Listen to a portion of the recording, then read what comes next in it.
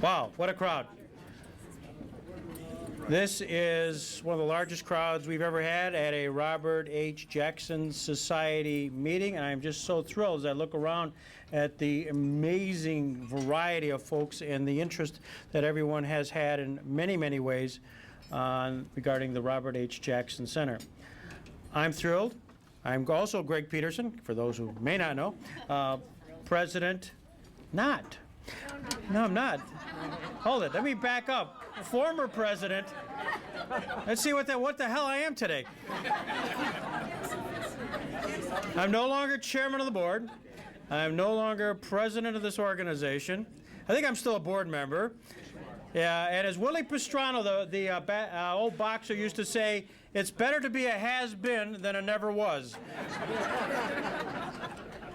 That's how I feel today. Anyways, I am emceeing this event as, I don't know what, again, one of the co-founders, but I'm thrilled. This is, I think, our 10th time to gather together to celebrate the activities of the Robert H. Jackson Center, and all of you in many, many different ways and forms are the ones who have made this possible.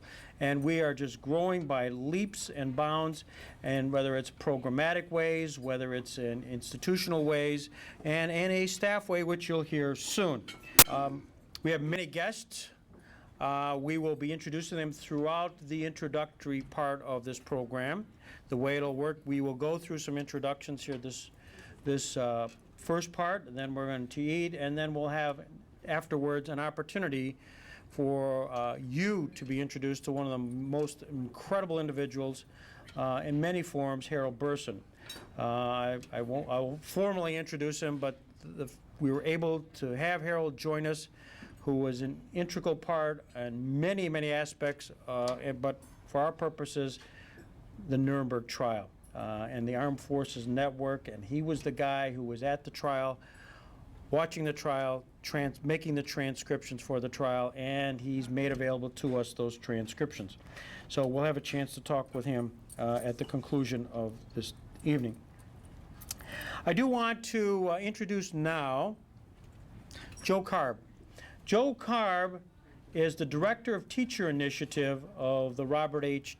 Jackson Center.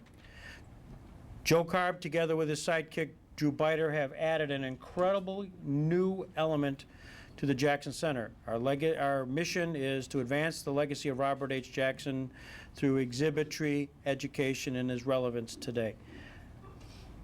Joe, an 8th grade teacher, social studies teacher at Springville High School, together with Drew Biter, have created programs which have really established models for the teaching of international law, international criminal law, and conveying that to students throughout Western New York, and now they have found access to this on a national basis.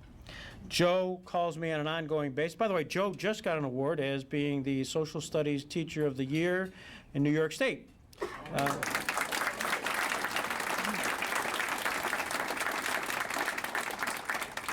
Joe is also an ambassador for C-SPAN for programming for educational activities, and we took full advantage of that recently for the purposes of our archiving here, because it's fun to talk about the fact that our guy, Robert Jackson, gets mentioned a lot.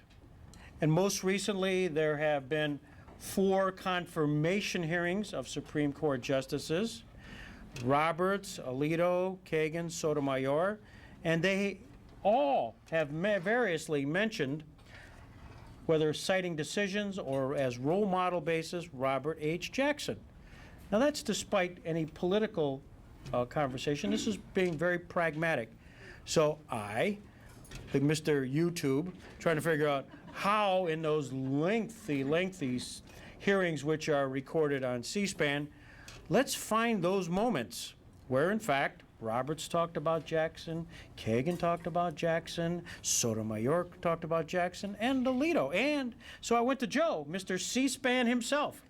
Simon, let's see how good you really are. In those hundreds of hours, find the clips, and I only want the clips. I don't want to watch a darn thing. I just want the clips. And sure enough, Joe delivered big time, and if you go on our website, you will see those now Supreme Court justices, talking about our guy, Robert Jackson. So Joe not only talks the talk, but he also walks the talk. Anyways, he's here to talk a little bit about the program, but most important, we have a very special Robert H. Jackson Center Award. And so without further ado, Joe Carpenter. Joe?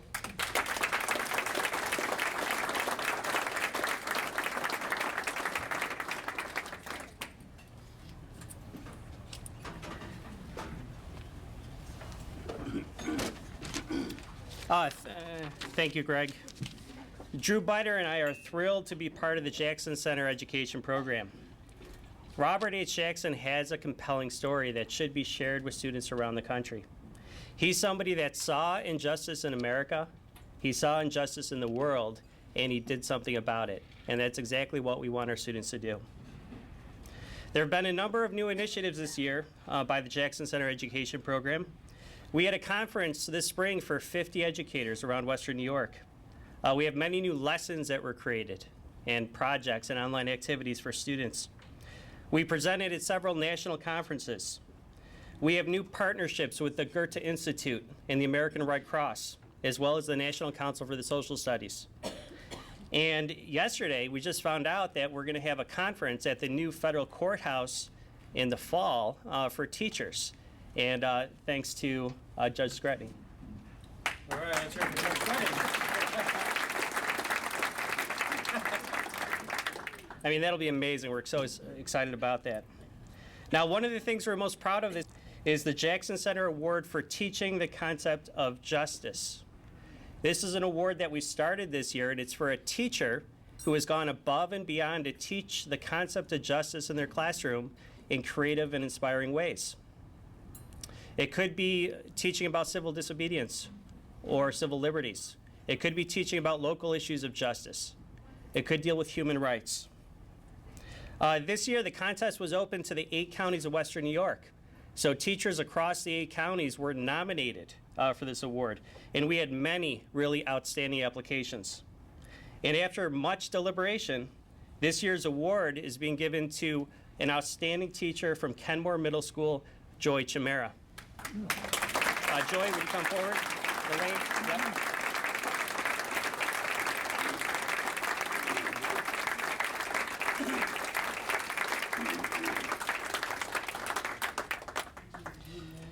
This is a $2,000 cash award, as well as a title, a lifelong title of Jackson Center Outstanding Educator.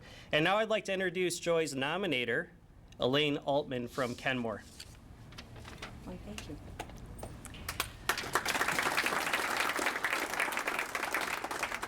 I must start by thanking all of you for sharing tonight with us. We are in awe of the center and the volume of dedication that is so apparent by so many of you who are here tonight and as we toured the building. So thank you very much for that. You know, there are 2 kinds of educators. There's the educator that comes in and does a very good job of teaching their content and trying to impart information to their students.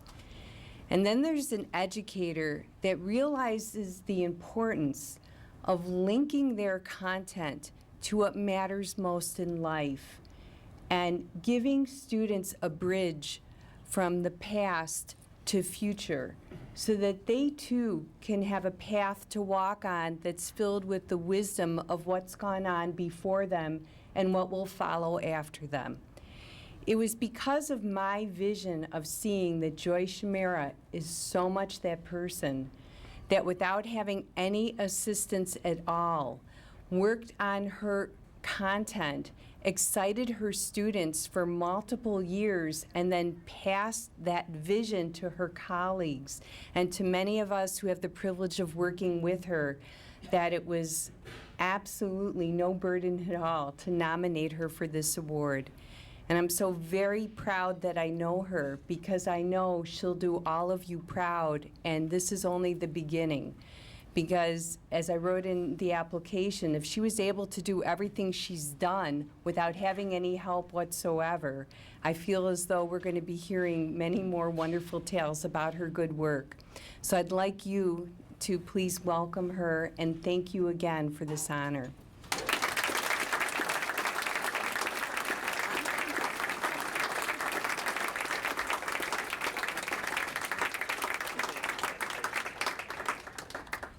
I just wanted to say thank you very much. This is an extreme honor, and I'm speechless right now, so I just thank you.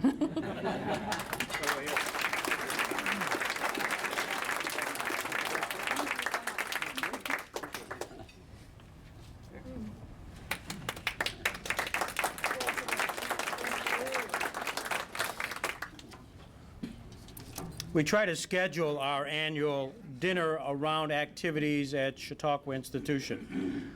I'd be remiss if I didn't say what a wonderful relationship has been established with that wonderful institution, and I know several of you members are part of that community. Some are part of that board, and I want to just convey on behalf of the Robert Jackson Center all that we feel towards Chautauqua Institution, and they're permitting us programming on the grounds, and they also have enjoyed programming down here, and so it's worked out extremely well. Part of that is occurring this week. We are pausing to reflect on the legacy of the Nuremberg trial and its justice, and there's been two people who've been instrumental in pulling together a very special program this week. Eli Rosenbaum and Doug Neckers. And I'm going to call up Doug at this time to introduce those folks who are here, who are really part of this faculty this week at Chautauqua, because it's not your normal faculty. So Doug, who also looks like Phil Donahue, in case you're wondering.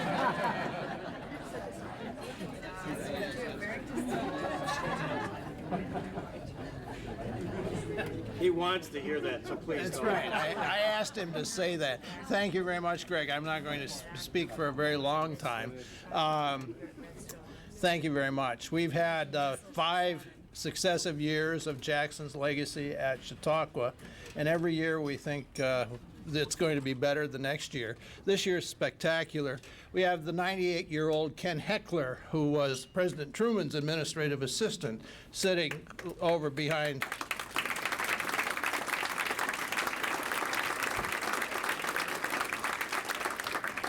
Ken's a 9-term congressman from West Virginia and 8-term Secretary of State from the state of West Virginia. And with him is Eli Rosenbaum. Eli.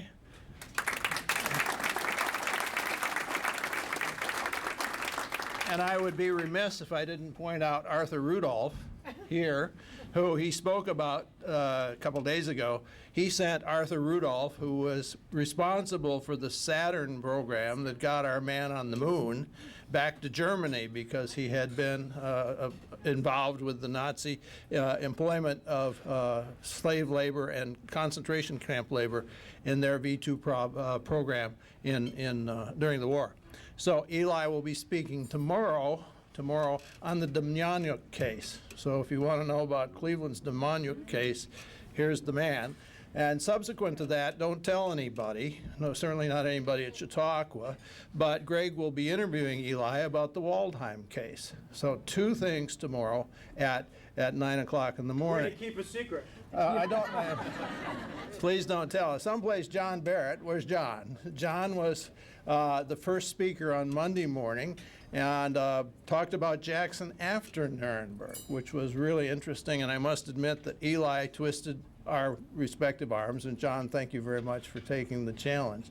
And then I have to comment that Greg Peterson is the man that really makes these things happen. Greg conducted a spectacular interview this morning with Howard Trieste, who was the psychiatrist's interpreter at Nuremberg. And over here are the Trieste, part of the Trieste family, Glenn and his 2 daughters, Tessa and Lena, and his wife Helinka. Howard is 91, and he's enjoying Chautauqua Suites this evening. And if you saw the movie last night, the producer-director is Steve Packlebury and his wife Liz, who are with us tonight, too. Now, I hope I haven't forgotten anybody, but it's been a spectacular week. Tomorrow, 9 o'clock at Hurlbut Church. What are you doing Friday? Yeah, I'm talking Friday about science. Thank you.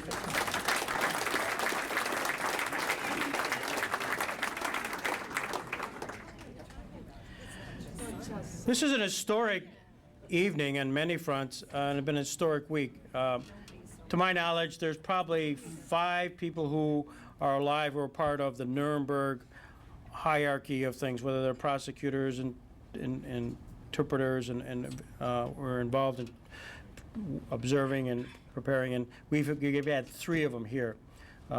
We've Ken Heckler, who was involved in interviewing the Nazi defendants before they really became defendants. As they were being arrested, they were being put off to Luxembourg, and there in Luxembourg, which commonly known as Ashcan, he interviewed them on behalf of the U.S. government, allegedly to learn about the historical military history of the Nazi Germany. And he has got an amazing, we interviewed him earlier this week as well as a couple weeks ago, but an incredible story.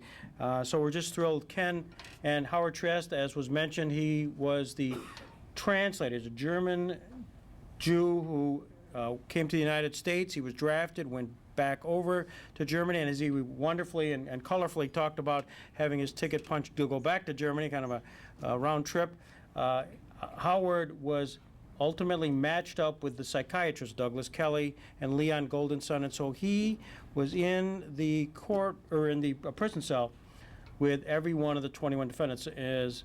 And you need to know also his parents did not survive. They died on their way to Auschwitz. So if you can imagine what an individual story and what an incredible story of Howard Trieste, where he's sitting there with a psychiatrist and Goering, a psychiatrist and Hess, a psychiatrist and Ribbentrop, and not having the presence of mind to be able to do this job professionally. It was a riveting, for me, it was a riveting conversation we had today. And by the way, WGTE, which is over here, which is a public broadcast station out of Toledo, Ohio, and through the good workings of Doug Neckers, they've been here to film everything. So soon all of these educational opportunities which we've had this week, including tonight, will be up online, which is wonderful. So we've had this professionally done. It's wonderful. And Liz Longacre, thank you for smiling and having a good sense of humor, because we've really put her through the paces. I think she bought into about 6 of these, and now we've done about 12. So she's here. Hey, she's got a camera.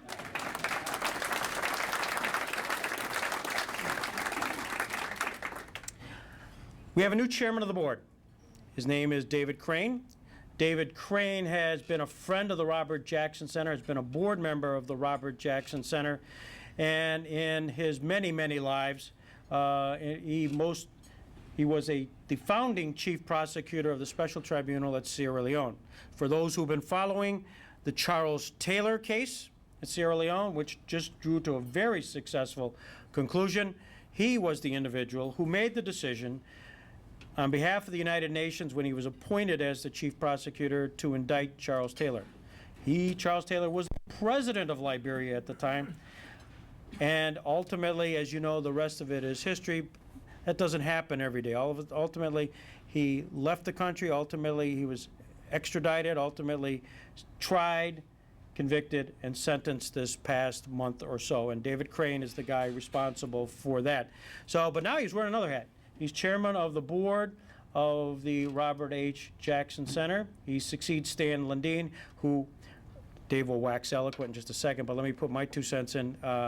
We are where we are today because of Stan Lundine and his chairmanship. But I won't talk about it now. I'll let David do that. David?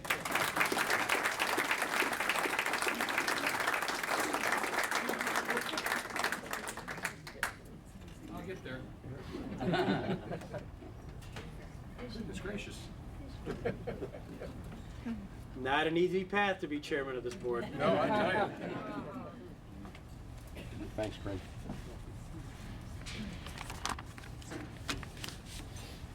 This is just a great evening. I mean, we do serious business. We're part of serious business. We're commemorating serious business about serious things: war crimes, crimes against humanity, genocide, seeking justice.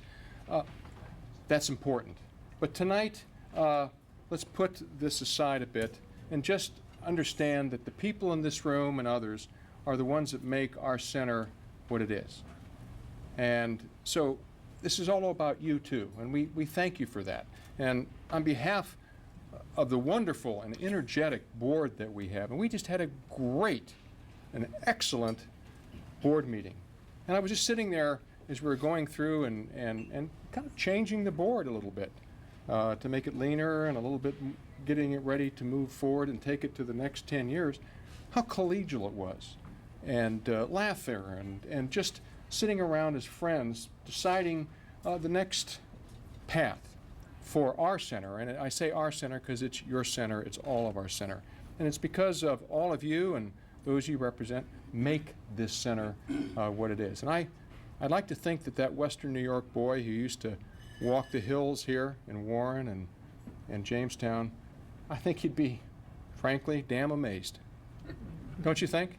Yes. I think he would fit very nicely here and have just a good time with good people from Western New York and elsewhere. So that's what I want to, the message I want to convey. I have some other things I've got to do as the chairman, but I just want to tell you that as how important you are to us. You know, I could say as a chairman of the board we need more money and that kind of stuff, but that's, but that Go ahead. Well, thank you, Greg. I'm glad you asked. You understand this, and you're giving, and you will continue to give, and we don't take that for granted either. I mean, we really don't. And you all do very well, and we need your help always. But this is our evening to where we just have a good meal, and we just enjoy each other's company and reflect on how proud Robert Jackson would have been. Now I have to do some other things too, and what I'd really like to do at first is introduce our new President and Chief Executive Officer. We don't have an Executive Director anymore. We have a professional President and Chief Executive Officer who, along with the board and his wonderful staff, we're going to move into the next 10 years. And we're just thrilled to have Jim Johnson and his wife Pam here. I've known Jim since 1982. We were young judge advocates together at Fort Bragg, North Carolina. We jumped out of airplanes. We did wild and crazy things. And reflecting back how many years ago that was and how quickly they moved forward. When I was asked to be the chief prosecutor of the Special Court for Sierra Leone, the West African Tribunal, you know, like Robert Jackson, you just don't pick up a phone and go, I'll have a bunch of war crimes prosecutors, please, and some investigators. You got to go find them yourself. You got to create your own office. And it's serious business. I mean, when you take down a head of state for war crimes and crimes against humanity, you better get it right, because you don't have a second chance. Can you imagine him being acquitted and going back? Well, one of the people that I did reach out for very early on, I got there in August of 2002. In January, I questioned him a little bit. I had to ask him if he'd like to leave Garmisch, Germany, to come to Freetown, Sierra Leone. And this fine gentleman did, and left his family like we all did. Of course, Pam got to stay in Garmisch for a little bit longer. But the point is that he did. He stopped what he was doing, retired from the United States Army, and became head of our task force that took down the leadership of the Civil Defense Force. And from there, he, of course, obviously, because of his talents, became chief of prosecutions, not the chief prosecutor, but the chief of prosecution, responsible for the conduct of trials, and that would be Charles Taylor. So it was actually Jim Johnson and his team that actually took the indictment that I signed in March of 2003 and actually put, as we used to say, our motto of our office was, let's put some bad guys in jail. And Jim Johnson, we did, but Jim Johnson and his team put the only sitting head of state since Nuremberg in jail for 50 years for war crimes and crimes against humanity.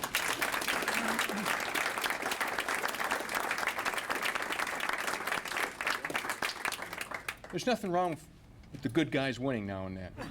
Well, it was Jim that did that, but also, like any situation when you are gone, whether it be at Nuremberg, whether it be at Freetown, there's a family left behind, and his wife Pam and their wonderful children lost their dad for quite a while. You know, Jim was in Freetown, Sierra Leone for 9.5 years. He's just come back. I mean, this time last month, he was in Freetown, Sierra Leone, and he's joined us here in Jamestown. Kind of like Freetown. Anyway, ladies and gentlemen, I would like to introduce you to Jim Johnson, our new president and CEO. And if you'd like just to say a few words, Jim, please.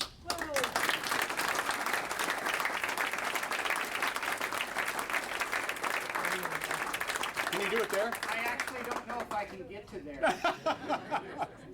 So if you would let me, I think I can speak loud enough that everybody can hear me, and I will try. Thank you for all of those kind words, Dave. I very much appreciate that. But I was just one member of a team, and I was proud to be a part of that team. And it was that team that did it, and it was that team that put a total of 9 war criminals in jail, and we're very proud of that accomplishment. But thank you. I look around here today, and when I see all of you, I know why Pam and I have chosen to come to the Jackson Center. And I look around and I see all of the support, and that the Jackson Center and of course Jamestown are very much tied together.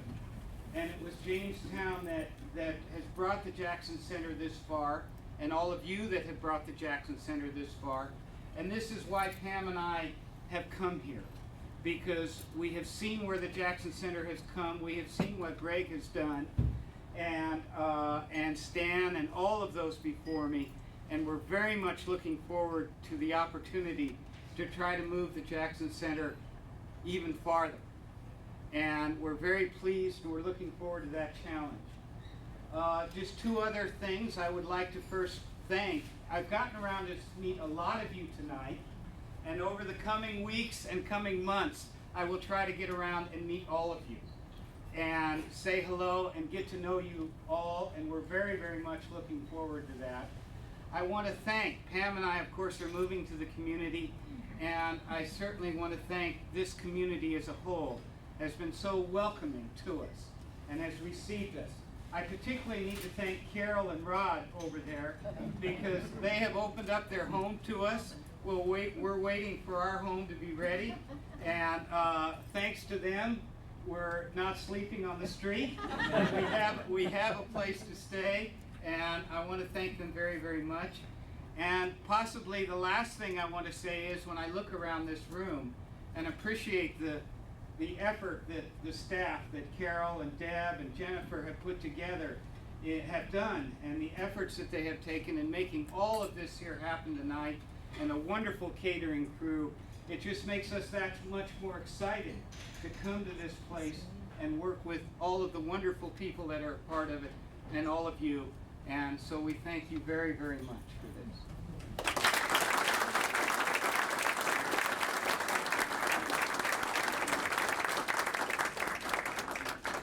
I also want to, we've been hiring staff, and we have a new director of development, which is very important, and she's maneuvering her way out of the way. But please, if you'll just stop long enough, if you'll just turn and welcome Deborah Pacos, who is now our director of development.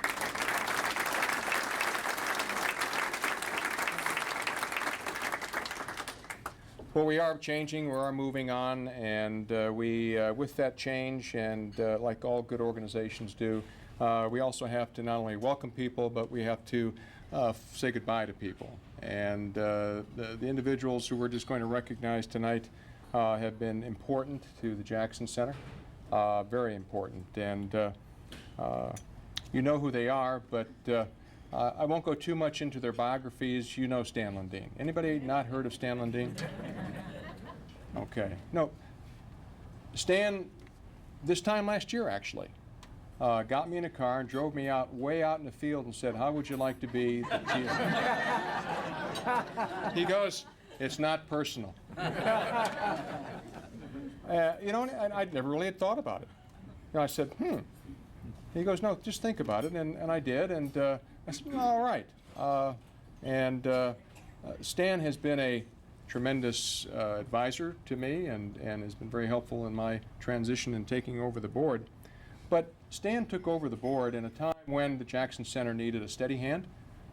This experienced politician, leader, manager, his quiet sense of humor was just perfect to allow the Jackson Center to stay on an even keel. And I think that's really an important tribute to any human being, but certainly Stan Lundine did that and made himself, and all of us, very proud of him for that. I admired him greatly. I know good leaders when I see them, and certainly Stan is that. So, Stan, if you'll come up here, please, we'd like to give you something. That's a shell. We don't give many of these away, but we give them to people who deserve them. And on behalf of the Board of Directors, on behalf of this wonderful society of friends, we'd like to give you this wonderful portrait of the man himself, Robert Jackson.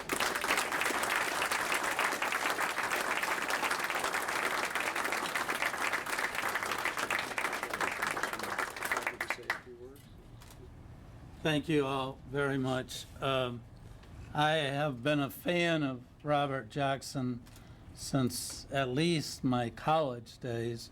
I actually wrote my senior thesis on Robert Jackson. I've lost it, but I'm sure that it wouldn't challenge John Barrett's knowledge or anything. I agreed to chair the board for 1 year because I felt we were in a time of transition.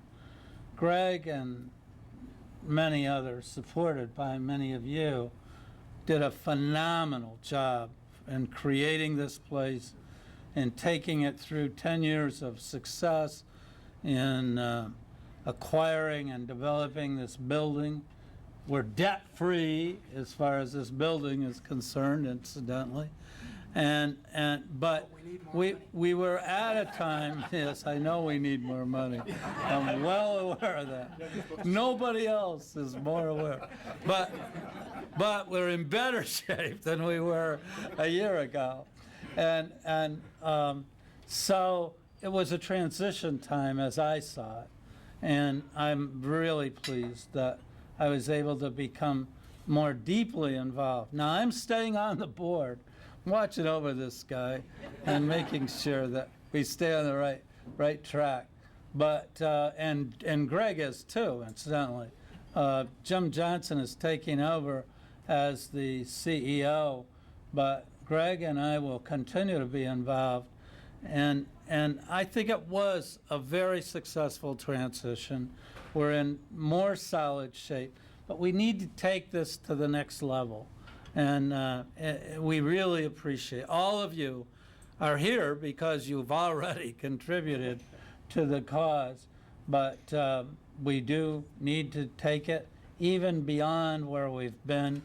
There's such a great story here, and we're concentrating tonight and appropriately on Nuremberg and the international justice aspect, but Robert Jackson was also a great Supreme Court justice. I got a kick out of recently, the New York Times analyzed all the judges in the last 60 or 70 years and where they stood on a spectrum of liberal to conservative, and right in the middle was Robert H. Jackson. And you know, I guess that's not important in and of itself, but what was interesting was that Jackson decided cases on their merits. He didn't do it from an ideological standpoint, or he wasn't a part of a camp. And at a time when we've got a court that's so often divided 5-4, it's refreshing to think about a judge that will do that, and particularly at our highest court. But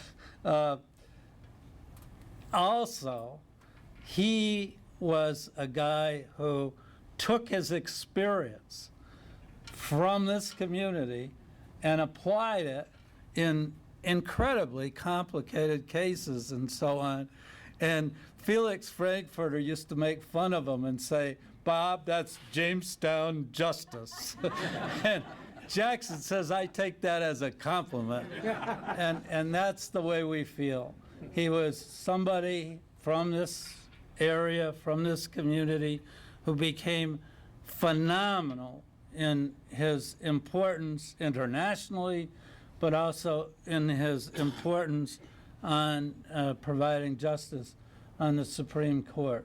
And in the coming years, I think you'll see that with Jim's leadership and a great board of directors that we have, many of whom are here tonight, all of us have contributed to this cause financially as well as with our time.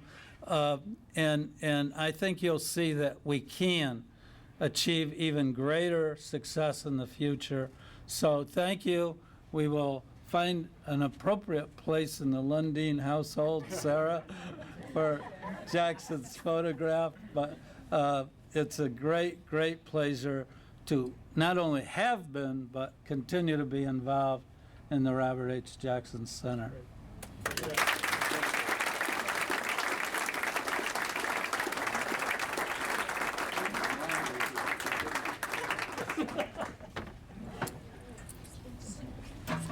Well, we say goodbye again to another friend, and you know, there are several members of the board who were there at the beginning, and I always kind of, in fact, equate them to the original drafters of the Constitution. These are the 5 or 6 individuals who, with Greg, said, you know, I think we could do this.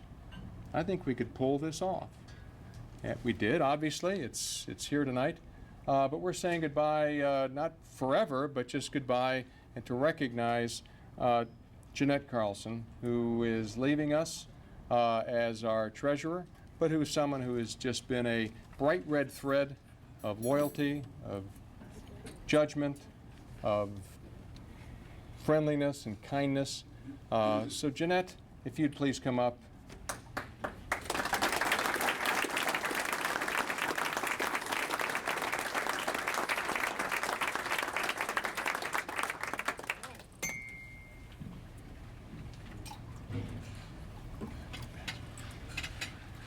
On behalf of, again, the wonderful board of directors, Jackson Society, and the Friends of just the Robert Jackson Center, we'd like to give you also this portrait of Justice Robert Jackson on behalf of all of us, and a small token of our esteem, not only just being our treasurer, but just being someone who was there at the beginning, who believed. And I think that's really important. So thank you, Jeanette.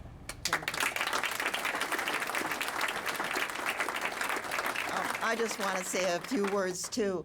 I can remember 11 and a half years ago when my brother Carl Kappa, who was one of the major benefactors here, called me and said that Greg Peterson wanted to talk to him. And he invited him down to his office.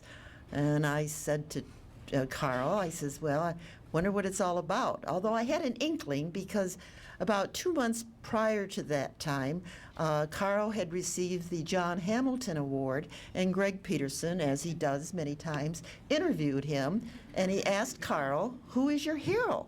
And Carl said, Robert H. Jackson. And, you know, of course, with Greg, you know, it started. So when Carl told me he was invited down to his office, I says, well, Carl, I'm sure Greg has some plans. Just keep your hands on your wallet.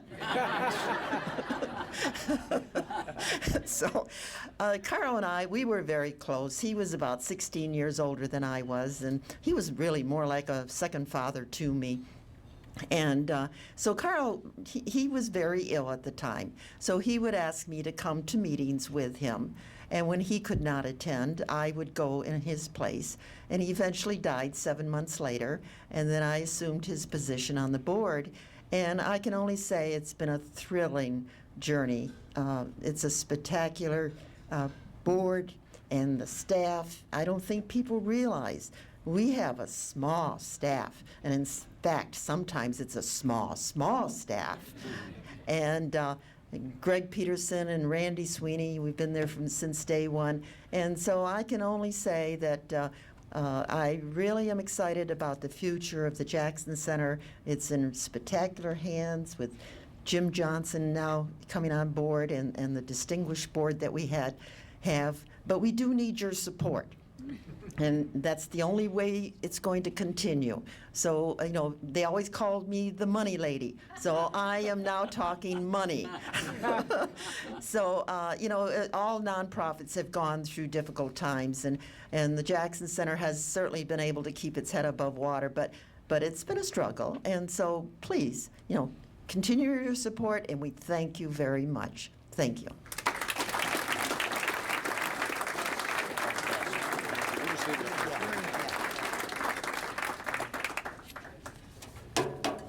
I think it's my time to look to Carol, I believe. Is that? No. No? All right. It's not. I'll just exit stage right.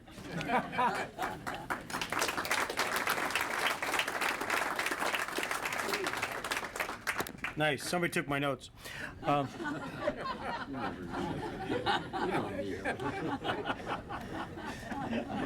Whoops.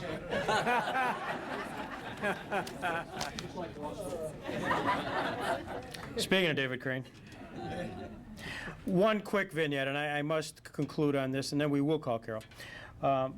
It really is an honor to stop and pause and reflect on Jeanette and Carl, because most everybody, well, I'm not sure, given the timing, what happened at the real beginning. Yes, everything she said was true. Yes, we had an opportunity, and there was a moment, a tipping point of the Robert Jackson Center, which occurred right upstairs. I had put in an offer on this building with no idea I had a nickel. I mean, zero. This was the guts move. But I knew I'd talked to Carl, and I also knew that I had separately talked to Betty Lene, and also separately talked to the folks at the Gebby Foundation. I pulled them all together one place, one time, right up here in January of 2001, and sat them down. I said, folks, separately, you've given me this sort of encouragement to look around, and this building, in decrepit shape that it's in, I put in an offer. And I couldn't even get through the pitch, sales pitch. And Carl, sitting there, said, I'm in. I'm in for $500,000. And Betty Lene, and I wish I had filmed this, which is rare that I didn't. But Betty, with tears in her eyes, put her arm around Carl and said, if you're in for $500,000, so am I. And then the next moment, poor Tom Cardman of the Gebby Foundation, because they were glove in hand, because Tom had said, yeah, I'd be interested. And bing, bing, this is like within 30 seconds. And I don't know, Ro, if you were on the board at the time, but all of a sudden Tom goes, I don't know if I can do that this quickly. But nevertheless, he said, I'm playing part of it. And very shortly thereafter, the Gebby Foundation did something which is incredible, and I wish all foundations would consider, but none of them really do anymore. They gave us $500,000 for operating money. So within a very short period of time, one place in January of 2001 up there, Carl led the way, Betty and the Gebby Foundation shortly thereafter, and the real bonus in the crowd. And the serendipity of this whole Jackson Center is embodied in this. I had for lunch, this was a 1 o'clock meeting. For lunch, I was having lunch with Dan Bratton, who had recently retired from Chautauqua Institution, and was looking forward to going to Arizona. And we were talking baseball. And we were talking New York Mets. And I said, Dan, you might want to tag along, sit in the back, because you just watch this. And so he did. So he watched bang, bang, bang, Carl Kappa, Betty Lene, a stumbling Tom Cardman. And so then we quickly took a tour. I'm excited. I mean, I'm speechless. I never got through the pitch. It all happened. Dan come up and grabbed me by the arm and said, this I have never seen at Chautauqua Institution. I've never seen this happen like this. Grabbed me by the arm and said, I'm your new executive director. I said, you want money for this? And so, if you can imagine, within really about 30 minutes, we got Carl, Betty, quasi-commitment from Tom, and Dan Bratton, all of which jump-started beyond belief this, and then I had to figure out how, now we knew how that we could actually take me off the hook from buying this building. So it's really magic, and Jeanette, you bring back so many memories of that process, and it's just a magical piece of what we are today, and I guess this is a way to start and perhaps end what has been an incredible 10 and a half, 11 years in an official capacity as one of the co-founders, chairman of the board, president of the Robert Jackson Center. And I can tell you with a great deal of confidence that we are here today. We're here today with, and you should all feel good about the fact that from the leadership of a Stan Lundine, a David Crane, a board which has expanded twofold from when we were involved in the early days to some really high level, very engaged board members, to have a Jim Johnson and a Deb Pecos, and of course Carol Drake and a Jen Champ, all folks who are really, really on top of their game. And this has sort of spread itself out in many, many ways. We have markers that are being here at the Jamestown. We have programs that Joe Carb, Drew Biter, we've just talked about. We have a lot of folks here from Allegheny College, and we're working on a collaboration with them. And we have Chief Judge William Scretany here from the Western District Court of New York. This is a big guy. And Chief Judge Scretany is down here tonight, and he has been incredibly instrumental in doing something which will do more things for the Robert Jackson legacy. And that is when, through his initiative and his push, and through a variety of assistance from a variety of people around here, someday soon, this year hopefully, it'll have the Robert H. Jackson Federal District Courthouse, and when every night, that name will emanate on broadcast every night. Something happens at Chief Judge Scretany's courtroom in the Robert H. Jackson Court. That's really very exciting stuff. And thank you for coming down tonight with his wife, Carol.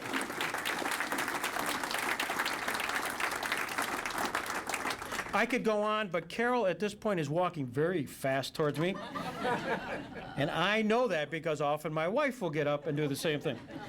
So thank you very much. It's been an incredible 11 years, but I'm not going anywhere. And you may see me up here as an MC again.